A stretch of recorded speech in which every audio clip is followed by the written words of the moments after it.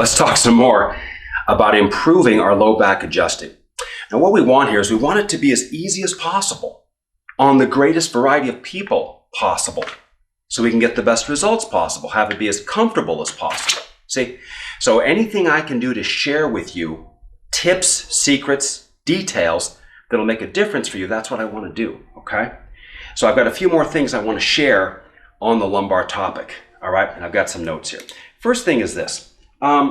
The goal, okay, is to understand we have to always be learning. There's several problems here that we see in chiropractic. And now remember now, I'm like a practice consultant guy. Everything in the office, I can do the floor plans, marketing. There's nothing whatsoever within the four walls of the chiropractic office. So technique is something that gets assumed a lot. But people have asked me to make some technique videos versus all the typical money, practice management, marketing, all the other stuff I do. And so here we are, and I'm glad to be doing it. Now, a couple points. Everything matters.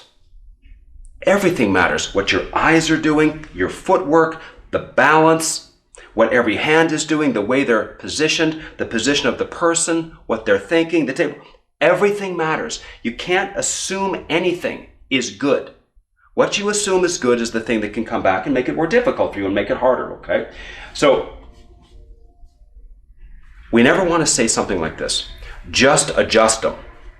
Just adjust them? Like it's this little minimal side note of an activity? Making adjustments is a big, big deal. So anytime you're going to adjust somebody, we're focused and we're serious, we're locked in, and it has to be good. There's no, oh, just hurry up, I'll just adjust them. All right, again, the common mistakes. I'm just going to list these, and obviously I'm going to do some examples here in a second. I'm going to show you some other things that are going to be important here. Upper lumbar, lower lumbar, some other details I think you're going to find incredibly valuable. All right, so what are the big mistakes? One, they got the foot off the end of the table or in the middle and not off the edge. We got the leg bent. We're grabbing and we're too fingertippy with how we handle people's bodies. We don't get the knee positioned.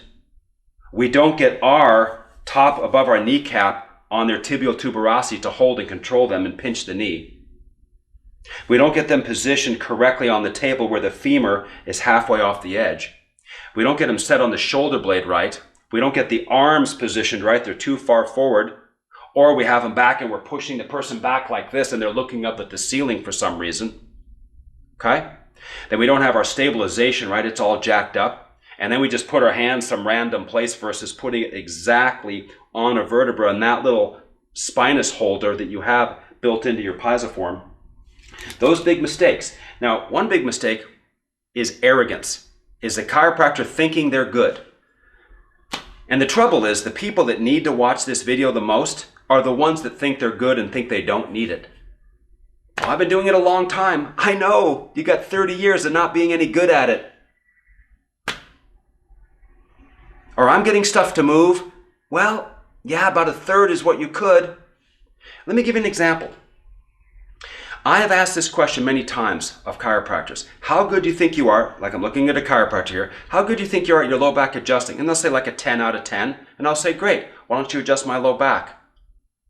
And it'll be like a first year chiropractic student. I mean, it's like an F. It's like I don't know. Another chiropractor, California. How would you rate your low back adjusting? Oh, like a 10 out of 10. And then it's this horrible kick move thing where nothing happens. It's like an F. Why is that? Why is it the people that think they're awesome end up, see? So we want to really be good and we want to continue to get better, including myself. And hopefully you want to get better also, okay? And I'm sure that you can. All right. See, thinking you're good and actually being good are two different things, okay? And one quick note on this is, just because a practice is busy doesn't mean your technique is that good. They don't go together that well. Your marketing, how you look, being from an area where you know a bunch of people, your marketing skill, your savvy, your persuasive, the use of your voice, okay? All of this stuff, your social media skill, all those things can make a practice busy. And it has almost very little to do, if nothing, if not sometimes nothing to do with your technical adjusting skill. So sometimes chiropractors think I'm busy, so I must be awesome with my technique. They don't, you know what I mean? They're like two separate things. We want them both. right? Great with the office and everything, and great technical skill. But just because, oh, I'm busy, I don't need to do anything more with my technique. That's just not what a high performer does. A high performer always wants to get better. Now, very quick, I want you to understand something. It's like diving. You got the number for the difficulty of the dive, and then how well did they execute that dive. Some dives are more difficult than others. Okay, so let's say it's a scale of 1 to 10. Say the difficulty is an 8, and they get a 7. You get the idea? Same thing for chiropractic. There's adjustments that are more difficult, and then there's how good you can do them. A seated T1, and I'll probably have to do some seated cervical adjusting, some cervical chair adjusting. Big difference between doing seated cervicals and cervical chair. Two completely different things, okay? Talk about one of the most bastardized techniques in the history of the world, but we'll get to that, is the level of difficulty. Say a good T1 sitting in the chair, that's going to be like a 9. And how good is the chiropractor at it, okay? Pushing on the middle of someone's back is like a 2, okay? How good is somebody at it? So different vertebrae have different levels of difficulty. The atlas, not that difficult once you get it down. That's low on the difficulty scale. C7, much more difficult. T4 is about as difficult as a C7. T12, very few people can do that. Okay, we're talking about T12, not T9, and calling it T12. We're talking about getting that V in on the spinous process and tractioning on the correct table, which I've got both of them right here. There's the modified Zenith TR1, which is probably the superior prone adjusting table in the world today. And of course, the knee chest table, which is the ultimate. It needs no introduction. So having T12 and being good at that. And then of course our L5. And if you're good with L5, you can move your hand and be good at all kinds of other things, okay?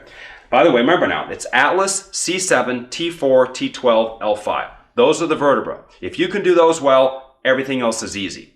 Most common vertebra to subluxate is T12.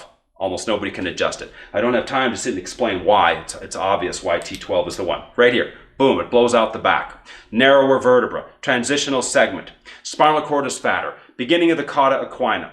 Okay? There's all this stuff going on there. The rib cage moves as one big unit, hinges on T12. The entire spine then hinges on L5. It's the point of inflection between kyphosis and lordosis. I mean, T12. That's straight from John Thatcher. Tory, most common vertebra to subluxate is T12. Don't you ever forget it. And then he also said, you can't get your feet wet if you don't get out of the buggy, and he'd get you close as he was doing his work. He goes, Atlas, C7, T4, T12, L5. Don't stray very far from there. It's proven to be true. Like, just look at the spine. It's like obvious that's what it is. Okay, so next thing I want to mention here are what we call cheats.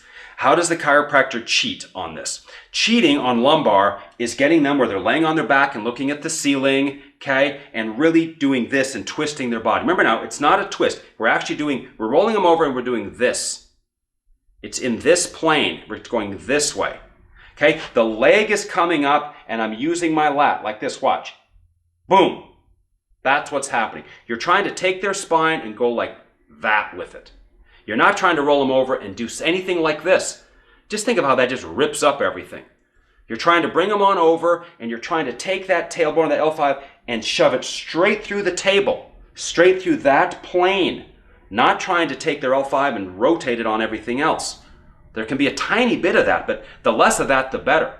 Okay? Same is true in a cervical. It's boom. The adjustment comes out the Adam's apple. It's not anything that looks like that. Okay? It's an interesting concept. This versus this. Trying to take the spinuses and go boom. Because you're on the lumbar, you're using your lat, the leg comes up, nice traction, then it's boom with that. Now again, look at this. Look at my lat. Boom. Okay? Lots of leverage and lots of power. So we don't want to do any cheating. Kicking and pulling, that's all cheating. Versus really getting good at the side posture push. Okay, so we want to avoid a lot of these mistakes. We want to put in the time and effort. See, it's kind of like debt versus earning interest. Mistakes versus doing things right. Okay, let's try to do everything right as much as we can and have things all be positive. A couple other things I see, and I'll demonstrate this in a second here too. Well, I'll just wait till she gets in here and I'll do that. Okay, we want to sneak up on people. All right. Okay. All right. Let's bring Brittany in. I'm going to go over a few things. A little bit's going to be review, and a lot of it's going to be new. Looking forward to it.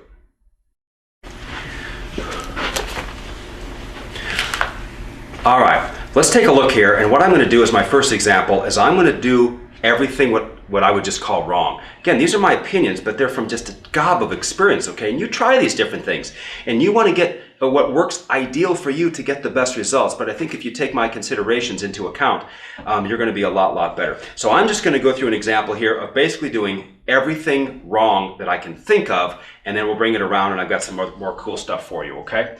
All right, so here we go. Okay, down you go. Okay.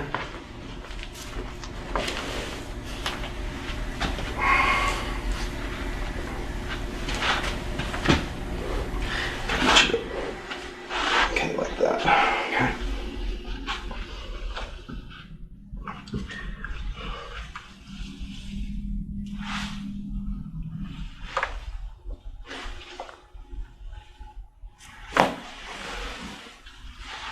Okay, there's everything wrong. Okay, rock on up here. And by the way, notice, did that kind of go click? Right, did it? But was it as good as what we did the other day? No. No, it was nothing like it. It was nothing like it, okay? All right? Now, I'm going to go through, and I'm going to go through the 10 points here. There's 10 points you have to get down to make this uniform and make it awesome every time you do this, okay? And you see the little bobbing there? There's no jabbing. There's no, I'm going to warm up on this, and I'm going to telegraph it so you can really get all wound up and nervous and tighten up. So I'm just going to have to force myself through it. Now, if you weigh 220 to 300 pounds, you can muscle your way through this, but we want to skill our way through this. We want to skill the vertebra to move. We want to skill, okay, the adjustment. We want to skill the bone into position, okay? All right, so let's get all that garbage out of the way, and let's go through really doing this with precision. Now, I want to watch, and I want you to watch, and I want to share something with you here, okay? Down in position, okay, ear flat on the paper, okay, like so. Now, the adjustment starts, well, it's already started, but it starts the second I touch her. It doesn't start when I'm going to do something. The adjustment starts the second I touch her. Watch this. It's the second I touch her, the adjustment starts. Okay? There just happens to be the point where you move the vertebra, but the adjustment starts the second I touch her. Looks just like this. Closer to the edge. Good.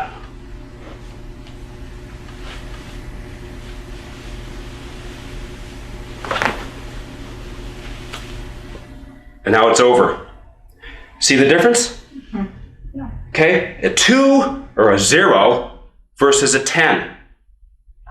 Okay, rock back up here. Very nice. Okay, so you see the adjustment starts the second you touch. It's one smooth, fluid thing.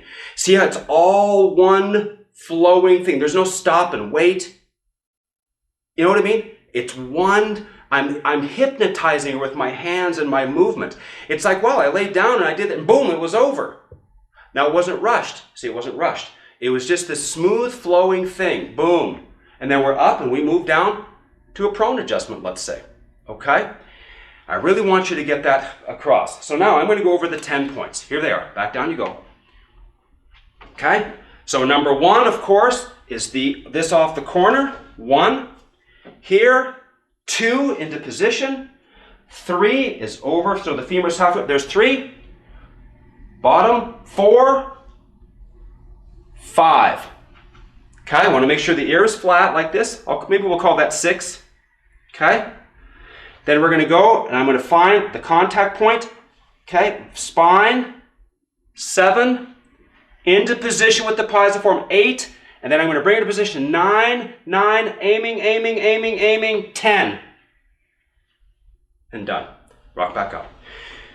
The term I want you to understand there, once again, is aiming. Once I have the contact and bring her over, I'm aiming. I'm aiming and I'm feeling the body, the tension here where I've got her leg. I'm lining up my arm and my power with that vertebra, and boom. And that's what you have to be able to feel, is when that is lined up. Okay? There's a point, well, you'll get to where you can feel that, and that's what people miss. They're just doing this mechanical thing, and they're not aware of where it's supposed to be. Okay? Like pulling this back and being perfect, boom, bullseye. It's just kind of like, well, I can't quite tell where my elbow and my hand should be. So we have to aim. Okay? All right. We must sneak up on people. Okay? We sneak up on the vertebrae. Over before they know it. There's no waiting. I got adjusted the other day, laid down, and his hands were there, and I was trying to figure out where my breathing was, and I was nervous he was going to push while I was breathing in. It was horrible. I left. It was like, oh, I feel worse.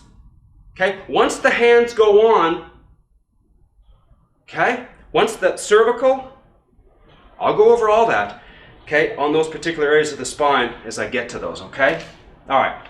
All right. Next thing I want you to be aware of very quickly is what your eyes are doing, all right?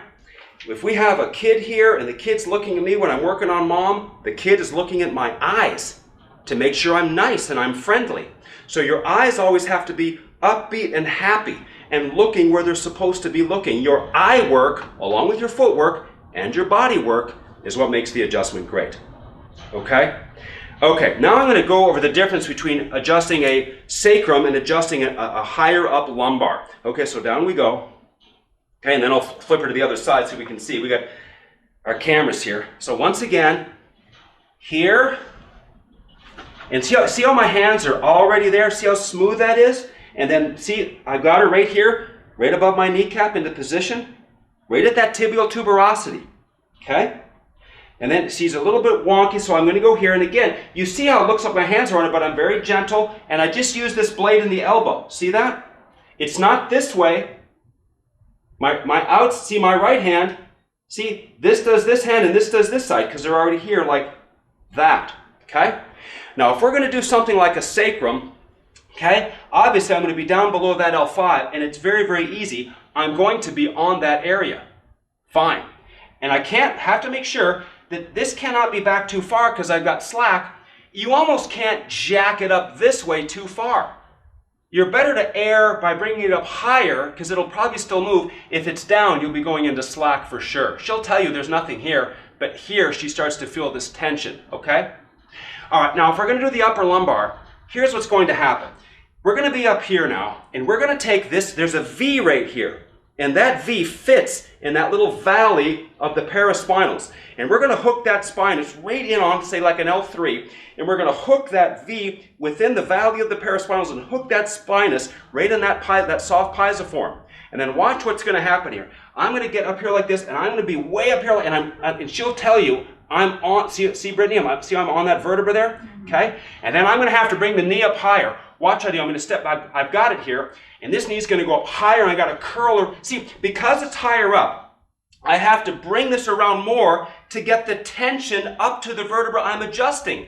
If I'm down here, it's easy. But if I'm going to go up there, it's no different than a cervical. If it's C2, it's here. If it's C7, it's there. You get the idea? C2, C7. So it's sacrum or L5, way up here for L3. So I'm here, I come in, I hook the vertebra, and I'm going to bring this way, way up, and I'm going to curl her around like this, and I'm going to get quite a bit of leverage. I'm really going to work on this, and I've got it right there. And she'll tell you I'm on that vertebra. That actually moved a little bit, didn't it? Just a hair, okay? So that difference between the lower ones, the lower ones and the upper ones, it's just, you gotta feel, and the knee goes up so you can get those upper ones. Like the spondylo. Oh, it's a base posterior. Just look at a spondylo. The L5 is forward, so that means the 4 and the 3 are rocked back. I've got a nasty spondylo. How often should I get my 3 or 4 adjusted compared to the base posterior sacrum? I will guarantee you 90% of the time, if I got a 3 or 4, because that's what rocks back and that's what causes the irritation from sitting and everything else. And everybody's running after the sacrum. Okay? You got to check both. Okay? But everybody's running, oh, I see it. They just learn this one little thing and then they gravitate to that while the person's L3 and L4 are causing the whole problem and the chiropractor can't adjust it because their technique isn't good enough, and then I sit here and suffer. Okay? I know it needs to be adjusted right now, and who can do it? I'm sure there's people who can. Okay? All right, so we have to be aware of that. Next point. Okay, let's rock back up. Enough on that side. Enough on that side. Enough on that side. Scoot over to here. Okay? Change our angles now. All right. Palm is in the V. Great on that contact. You got to bring that up. Now, what you're doing is you're directing your force through about the size of a quarter. That's what's happening here. Everything is into position, and you're getting all of your body lined up so you can have this force go through something about the size of a quarter through the center of that spinous process. And most of these will be on the spinous process. Remember now, a lot of this stuff confuses everybody, all these listings. Let me tell you how simple chiropractic is. Here's what chiropractic is, okay? Make sure all of these vertebrae, okay, are shoved forward. That's it. The nerve hole is in the front. The vertebra rocks back, it twists and does all this stuff, and it screws up the nerve opening. Okay, that's easy. Let's make sure all the vertebrae are shoved forward. That's all I'm trying to do. Get here, shove it forward. T12, shove it forward. T4, shove it forward. C7, shove it forward. Except for the atlas, of course. So keep it simple. Your goal is to get behind the vertebra, spinous contact, shove it forward. And if you're good at that, all this other A, S, E, X, that's just like a tenth. That's not what it's about. Okay? If you're good at shoving vertebra forward, moving this around for some of these other contacts and listings is then easy, okay? You're shoving vertebra forward. Can't stress that enough. Okay, super smooth, 10-point process. Okay, what if the person's 300 pounds? What if, yes, there's all those scenarios, but we're talking about the foundation here, and we can make modifications as we may need to for people along the way. Okay, remember now, when you do this, you're working on a vertebra. Okay, but since it's under the skin, you can't see it. So people, they get confused. I'm doing all this because I'm going after one vertebra, and I'm trying to shove that vertebra forward and get it set flush and square and clean and thorough for maximum nerve opening power. That's what we're out to do, okay? All right, one thing here is this. People will ask the patient, Brittany will sit there and say, well, what are you trying to do? And the chiropractor, oh, I'm trying to move vertebra or something. But here's what's really going on. There's a lot going on here. One is, if I go crunch like it just did, that's going to release pressure that's built up in the spine from her body weight that's crushing the discs and everything else. That release of pressure, those little nitrogen bubbles like this, right? Okay? That's a positive thing. That's one. Next thing that can happen is, no doubt when we make adjustments, it's going to start to break up any arthritis that was forming. It's going to instill and allow a little bit more mobility. So that's good. Now, by the way, since you're getting a little bit more mobility, that's really good for circulation. Okay, and that's fantastic. Okay, if we get all rigid, that's going to screw up our circulation. If our neck has mobility, that's got to be better for carotid arteries, vertebral arteries, all that stuff for circulation and flow. And then, of course, because we're pushing on this, it has a stimulating effect, it has a correcting effect on nerve power. Okay, it has there's an electrical effect through nerves, circulation effect, a vertebra effect through preventing or arresting the process of arthritis, plus it releases pressure that's built up in the spine. It's incredible. How could you not want to come in and get this done every week? So you have to know what you're trying to do. Do you get the idea? Yes, what are you trying to do? Oh, I'm trying to put something out of place into place. It's so much more than that, okay? And you really don't know which one's going to help her the most. Is it the one that's going to be, is it the positive effect on circulation? Is it getting the pressure out of there? Is it putting some mobility back in? Is it nerve power and nerve flow down into her legs, ankles, and feet for her athleticism? We'll take all of it. Okay? So know what an adjustment actually does, especially in the lumbar spine. You might want to rewind that and write those things down, because as you can tell, I'm talking fast. I want to keep these right to the point and always the main stuff. You see, the trouble here is chiropractors play a lot of BS games. They make themselves believe things that aren't true, like I'm better than I really am, or this works just as good as that. You can't play any of that. You want to get as pure and as perfect as you can with your adjusting right-sided and left-sided, okay? So we want to make sure we're very, very sharp. Now, any mistake in the positioning and all this can ruin the whole adjustment. So that's why every single thing that we do counts. Okay? All right. And know what the goal is. Okay. I'm going to go through this again. Okay? Enough of the talking. I'm just going to do some more demoing so you can see. Okay? So here we are. Full on. Okay? Down you go. Ear flat on the paper. I'm right here. This comes out like so. I get it right off the corner. My hand's right here to bring this up into position. Back of the hand to the center. I look down and say, I've got to make sure your leg's halfway. Now, if her knee is up a little bit, I'm just going to push it right into position above my kneecap. I've got it. We bring this down into the shoulder blade like so. Back to balance like this. I make sure her ear is flat. Okay, I've got equal balance on both of my feet. But you can see here, I've got perfect control of her leg. Now, if I let go, she's going to kind of be up a little bit. She's back just a hair. And I know that, okay? But I can feel it. But I'll fix that when I get her into position. So I know I'm a little bit behind on my positioning, but because I've done this a million times, okay? I'll just do this. Watch, I'll bring this into position here, but she will tell you I'll bring it and I'll correct it, okay? Because watch this. Watch how these go on at the same time. Watch this. See that? Now look at my hands once again. Here, watch how they go on at the same time. Now, because I've done this so much, I can feel with my pisiform like it's a fingertip. I can count the vertebrae, yes, if I need to. But I also, like a piano player, I don't have to count which key I'm on. I know which keys I'm on. Because this is a 24-key piano, and I know which keys I'm on. So I can go in and go right to my L5, okay, with this. And even in the time before I make the adjustment, I can make whatever precision I need in the contact before I actually follow through. So watch this, okay? Here, see my finger's up on the spine. I know I'm in the right spot, and then I'm right there. And I have a little bit of room here to drop, like so, okay? All right? Now, once again, there's nothing that looks like this. This pre-hop thing, it's horrible. And there's nothing that looks like this. What is that? What that means is I don't know what I'm doing. I don't really have them positioned right. I've got to hold on a second here and figure this out and warm up. No, you don't need to do that. You can trust yourself, okay? If the positioning is good and I'm here and I bring her over, I've got it lined up. I'm ready to go, ready to go. The angle is, see, there's the spot. It's not here and it's not back here. She'll even tell you it's right there. Boom, and we've got it. Okay, rock back up. Isn't that interesting, Brittany, how you can feel a lot of that? Now you're seeing she's smiling and nodding, okay? Because what I'm describing, she is feeling, okay? I'm not just saying something here. She can tell it's in the right position. She can tell that the elbow is right. She can tell that it feels better with the foot there. She can tell it feels better not being twisted, okay? And all of that stuff. Here's a common mistake. Back down you go. Looks like this. Okay, the chiropractor's all grabby, and they're putting their hands on people and being all grabby and sickening, okay, and all this stuff. And the chiropractor will go like this, and they'll pull this way back like that, and their person's actually looking like this, okay? And then they get this back like that, okay? Then they get here, and they just start to do this thing like this, okay? Let's just see that, how I've got this pushed way back, and then way over, and I'm twisting your body. You get the idea? Or they'll bring the leg way up and do all this twisting. Oh, and it's just horrible. I just want to unwind you after doing that. I'm so sorry. Okay, come on up out of there. Okay.